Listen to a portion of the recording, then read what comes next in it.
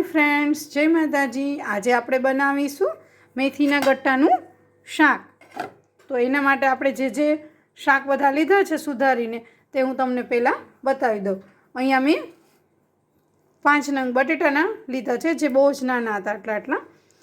અને આમાં ફ્લાવર, ચોરી, ગુવાર અને લીલી તુવેર અને વાલોર લીધી છે। અને અહીંયા આ રીંગણા લીધા છે આટલા। અને આ વટાણા છે।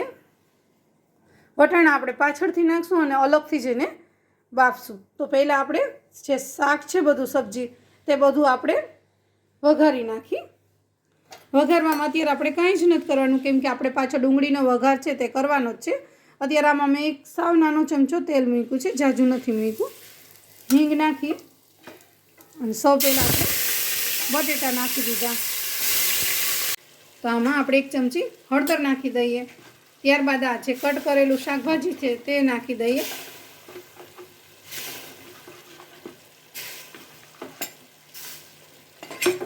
હવે આને ઘડીક આપણે ઢાંકીને આ રીતે આપણે રાખી દઈશું। ત્યારબાદ આપણે રીંગણા નાખશું, એટલે રીંગણા છે એ એકદમ ચડી ન જાય।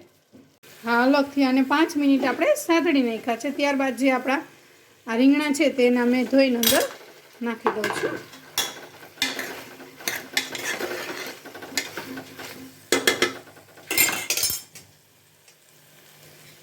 આટલું 1 ચમચી જેટલું નમક નાખશું, એટલે નમક છે તે પણ બધા શાકમાં ચડી જાય।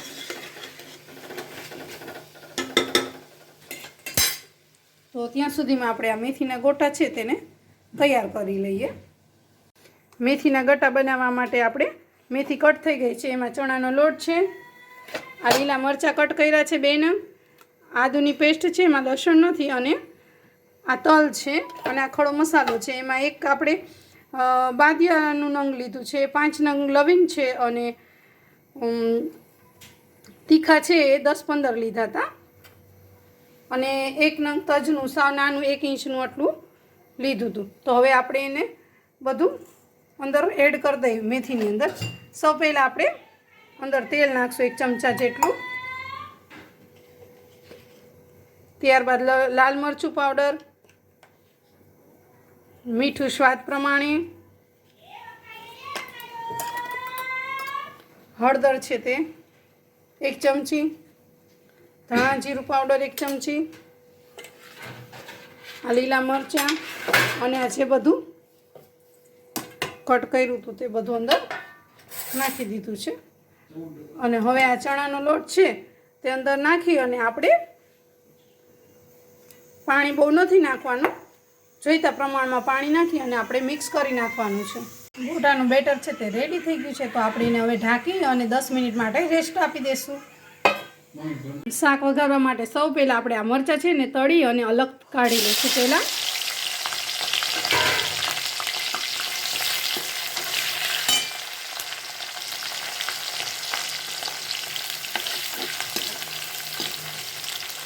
જે આપણે જમવા માટે તળી છે ને એ જ પ્રમાણે, કેમ કે આને આપણે શાક એન્ડમાં નાખવાના છે।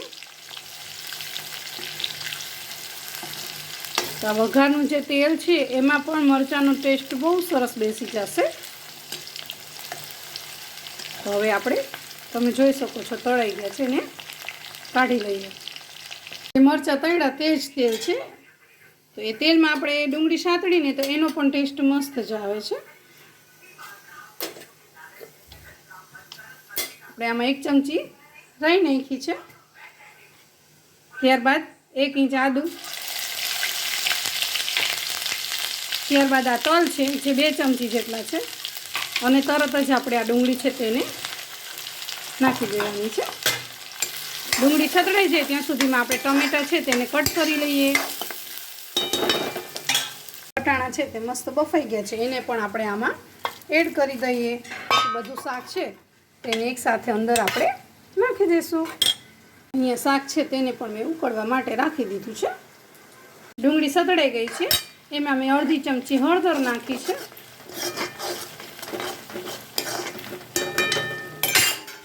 ત્યારબાદ આ 5 નંગ કટ કરેલા ટમેટાં નાખું છું। તમારે જે પ્રમાણે જોતું એ પ્રમાણે બનાવવાનું। આજે અમારા ઘર મહેમાન આવ્યા છે એટલે અમારે થોડુંક બધું વધારે જ બનાવવાનું છે. અને જે મહેમાન છે એમને પણ આ શાક ભાવે છે અને અમને બધાને પણ બહુ ભાવે છે. ચાલો, આપણે જે શાક વઘારેલું હતું તેમાં રસો કર્યો હતો અને તે શાક છે તમે જોઈ શકો છો કે ઉકળી ગયું છે મસ્ત. અને બહુ જ મેં રસો રાખ્યો છે કેમ કે આપણે આ જે ગટા છે એમાં જ આપણે બોઇલ કરવાના છે. તો ગટા છે તે પાણી પી જશે.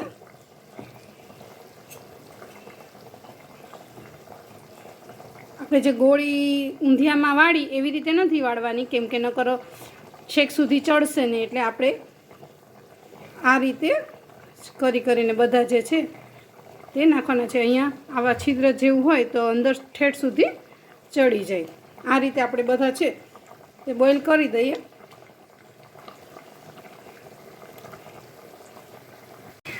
તો આપણો જે શાકનો વઘાર છે તે તૈયાર થઈ ગયો છે. એમાં આપણે 1 ચમચી ધાણા જીરું પાવડર નાખી છે અને અડધી ચમચી ગરમ મસાલો નાખી છે. ત્યારબાદ આપણે જે સબ્જી હતું એમાં લાલ મરચું પાવડર નથી નાખ્યો, તો આપણે આમાં થોડોક વધારે નાખશું કેમ કે શાક પણ વધારે જ છે એટલે.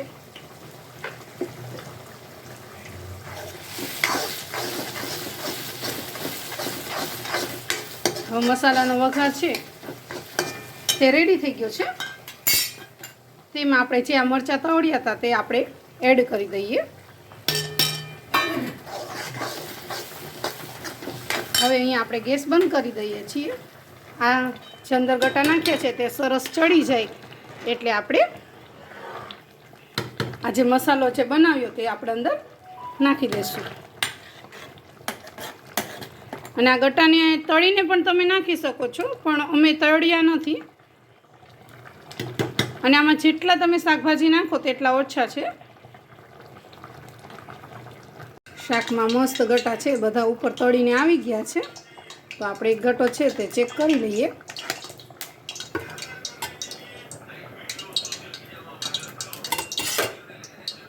તમે જોઈ શકો છો કે મસ્ત ચડી ગયો છે. હવે જે આપણે આ શાકના વઘારનું રાખ્યું હતું તૈયાર વઘાર તે આપણે અંદર બધો એડ કરી દઈએ. આ રીતે